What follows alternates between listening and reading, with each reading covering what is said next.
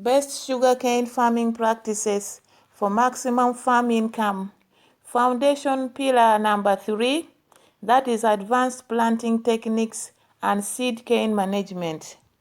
The planting material and method you choose fundamentally determines your crop's potential before any other management practice comes into play. Traditional three-budded set planting, while familiar, wastes enormous amount of seed materials, perpetuates disease transmissions, and results in uneven germination and stand establishment. Revolutionary planting techniques, particularly single-budded chip technology and the bud chip nursery method, can reduce your seed requirements by 75 to 80%, virtually eliminate seed-borne disease transmission, ensure uniform germination exceeding 85%, and ultimately increase field yields by 15 to 25% while reducing seed cost dramatically. This single innovation is transforming sugarcane cultivation worldwide. Let's look at step-by-step implementation. First, understand that healthy, disease-free seed cane is non-negotiable for success. Therefore, select seed material from the middle portion of healthy, that is 6 to 8 month old primary crop. Never use ratoon crop for seed from vigorous, high-yielding fields with no visible disease symptoms. For traditional three-budded set method, you require 30,000 to 40,000 sets per hectare, approximately 8 to 10 tons of seed cane, which represents enormous cost and disease risk. For the revolutionary bud chip method, you need between 8,000 to 10,000 buds per hectare only, derived from just 2 to 3 tons of cane. That is reducing seed cost by 70 to 75% and dramatically reducing disease transmission probability.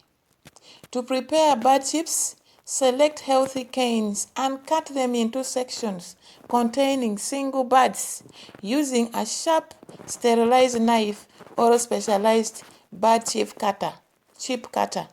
Cut a chip containing the bud and a small portion of surrounding cane tissue, approximately 2 cm to 3 cm. Treat these buds immediately by dipping them for 5 minutes into a solution containing fungicide, that is carbendazim 2 gram per liter, and insecticide Pyrifos 2.5 ml per liter to protect against seed-borne diseases and soil pests. Plant treated buds in a nursery bed or directly in pro trays filled with cocoa peat compost, and soil mixture at the ratio of 1 to 1 to 1, covering buds with 2 to 3 centimeters of the media, maintaining nursery moisture and protection from extreme sun, and within 25 to 35 days, you will have vigorous seedlings with well-developed root systems ready for field transplanting. Field preparation for transplanting requires creating furrow, that is between 6 to 8 inches deep, with the row spacing of between 4 to 5 feet, wider space of 5 to 6 feet if you plan for intercropping. Apply your basal fertilizers and organic manure in furrows. Mix well with soil, then transplant seedlings at 24 inches inch spacing within rows, approximately 8,000 to 10,000 plants per hectare.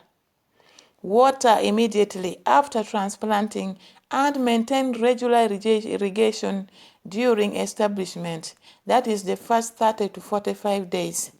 The advantages are remarkable. Every single seedling is healthy and uniform. Germination approaches 90 to 95% compared to 40 to 60% with traditional sets.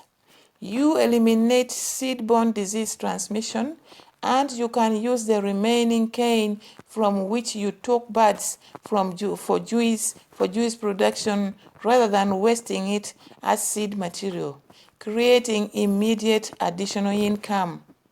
For farmers who prefer traditional three-budded set method initially, dramatically improve results through proper set treatment and planting. Treat sets with hot water, that is between 50 to 50 degrees Celsius,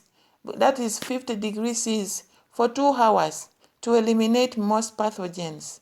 Or use fungicide insecticide dip as described above. Plant immediately after treatment, placing sets end to end in furrows, covering with 5 to 7 centimeter soil. Implement wide row spacing between 5 to 6 feet rather than conventional 3.3 to 3.5 feet spacing.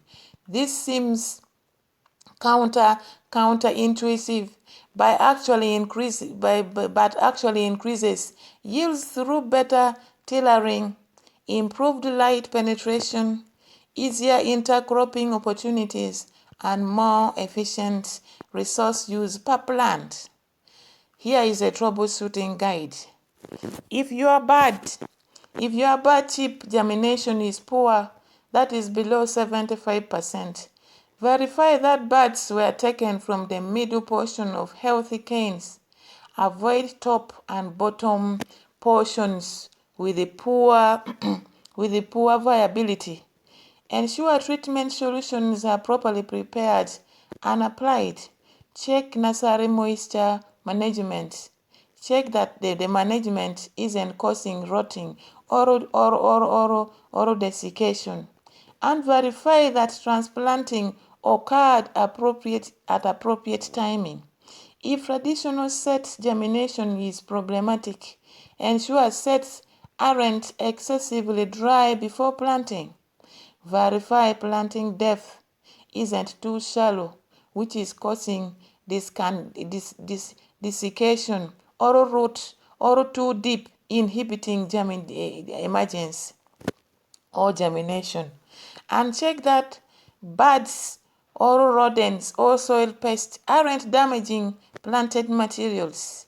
If transplanted seedlings suffer high mortality, harden seedlings gradually before field transplanting. Avoid transplanting during extreme heat. Ensure immediate and adequate post-transplant irrigation, and consider providing temporary shade for 2 to 5 days, which is in very hot climates. Best sugarcane farming practices for maximum farm income. Foundation pillar number 4 is intelligent intercropping for maximum land productivity.